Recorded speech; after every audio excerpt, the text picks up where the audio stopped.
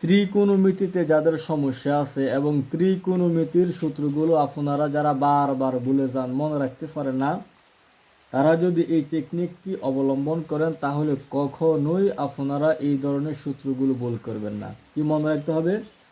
Sign থিটার বিপরীত হচ্ছে কোসেক থিটা, কস থিটার বিপরীত হচ্ছে সেক থিটা, টেন থিটার বিপরীত হচ্ছে কট থিটা।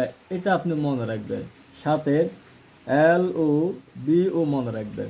কয়েকবার পড়বেন, প্রয়োজনে যেখানে আপনি পড়েন পড়ার টেবিলের সামনে লিখে রাখবেন। এলতে হচ্ছে লম্ব, ওতে হচ্ছে অতিভুজ, বিতে হচ্ছে ভূমি। আপনি কি করবেন? সাইন থিটার সূত্র বার করবেন। এল ও মানে কি? লম্ব বাই অতিভুজ। এর বিপরীত কি হবে? অতিভুজ বাই লম্ব। অর্থাৎ সাইন থিটার সূত্র হচ্ছে লম্ব বাই অতিভুজ, কোসেক থিটার সূত্র হচ্ছে অতিভুজ বাই লম্ব। তাহলে প্রথম দুইটা বাদ দিয়ে ফেলবেন। এরপর কি আছে? বি ও আছে। কস থিটার সূত্র হচ্ছে ভূমি বাই অতিভুজ, সেক থিটার সূত্র হচ্ছে অতিভুজ বাই ভূমি। কয়েকবার পড়েন।